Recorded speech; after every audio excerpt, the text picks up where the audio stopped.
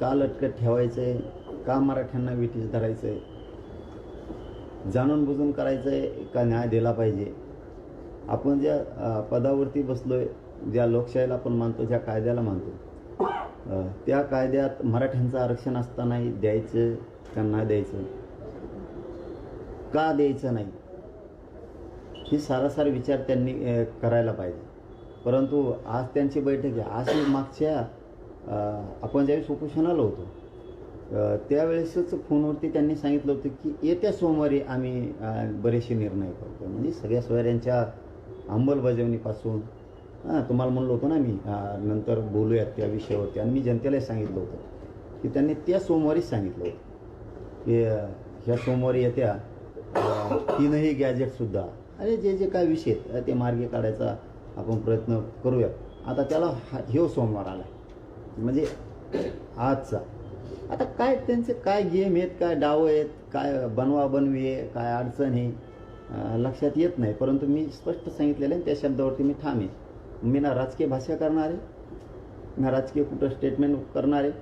फडणवीस साहेबांना संधी दिलेली, त्या संधीचं त्यांनी सोनं करावं. मराठ्यांच्या सगळ्या मागण्याची अंमलबजावणी करावी, पण डाव न टाकता. तेव्हा अभ्यासक बोलवून, तेव्हा अभ्यासक बोलवून आमकं कर, हे नाटकं मात्र सरकारने करून गोरगरीब मराठ्यांच्या रोष अंगावर घ्यायचं काम नाही. कारण मला एक गोष्ट कळत नाही. तुम्ही सांगितल्याप्रमाणे आता की अभ्यासक बोलवलेत, काय बैठकीला अभ्यासकाची गरज आहे? कोण आहे ते अभ्यासक? सरकार तुम्ही आहेत. तुमच्याकडे कायद्याचे अभ्यासक आहेत, घटनेचे अभ्यासक आहेत, तुमच्याकडे आरक्षणाचे अभ्यासक.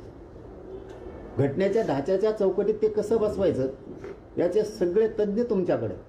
हे असताना तुम्हाला अभ्यासक कशाला पाहिजे खाजगी? म्हणजे तुमचा ट्रॅप तर नाही ना ते मागचा? मग तुमचा तो मागचा ट्रॅप तर नाही ना? तुम्ही काही समन्वय गोळा करणार, काही संघटना गोळा करणार, काय अभ्यासक, यांना विचारताच काय? मागण्या सरळ आहेत, मागण्याची अंमलबजावणी सरकारनं करायची, विषय संपला. तुम्ही चर्चा करता कशाची? प्रत्येक वेळेस तुम्ही कॅबिनेट घेणार, उपसमितीची बैठक घेणार, तुम्ही राज्यातल्या काही 4-2 इकडं तिकडं बांधावर पुस्तकं वाचणारे ते अभ्यासक त्यांना नाव ठेवणार आणि ते तुमचेच खाजगी अभ्यासक. ते त्यांचंच कळत नाही त्यांना मिळत. आणि हे लोकांना घेऊन तुम्ही सांगणार की आम्हाला अभ्यासकांशी चर्चा करायची, खूप ते व्हायबल आहे, त्रुट्या आहेत, ते बसतच नाही आहे, ते वाकडंच होत आहे, तिकडंच होत आहे.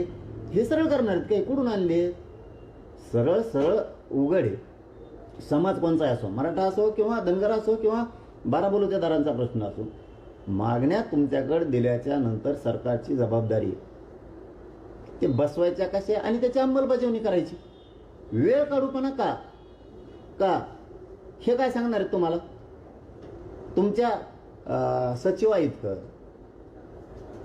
तुमच्या IPS IAS दर्जाच्या अधिकाऱ्यांइतकं यांना कळतं का? आणि यांना कळतं तर 42 वर्ष कशाला गेले मग? म्हणजे हे नाटक नको. तुम्ही बोलवा, तुम्ही अभ्यासक बोलू नये या मताचे आम्ही नाही.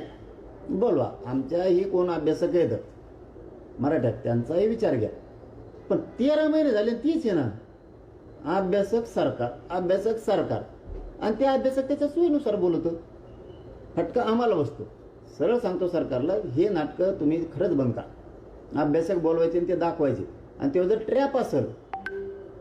ट्रॅप असेल, मग अभियान नाव दिलं होतं त्याला की आम्ही अभ्यासक घेणार, आम्ही संघटनेचे लोक घेणार, आम्ही समन्वय घेणार, आम्ही आणखीन बरेचसे गोळा करणार आणि मग त्यातून चर्चा करणार आणि माझ्या विरोधात रान उठवणार. त्यात काही मिळणार नाही तुम्हाला, त्यात काही मिळणार नाही.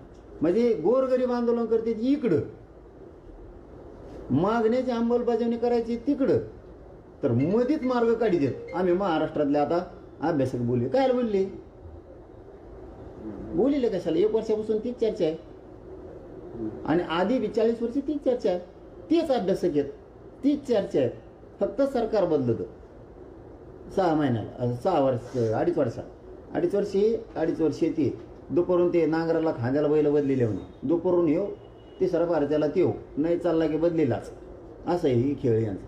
तुम्ही का म्हणून येड्यात काढता? बरं, सरकारला सांगतो तुम्हाला काही मिळणार. तुम्हाला खरं सांगतो, तुम्ही कितीही आमच्या विरोधात जाऊन तुम्ही किती अभ्यासक गोळा करा, काहीही तुमचा त्याच्यात फायदा होणार नाही. आणि आम्ही आमच्या मागण्यापासून हटत नाही.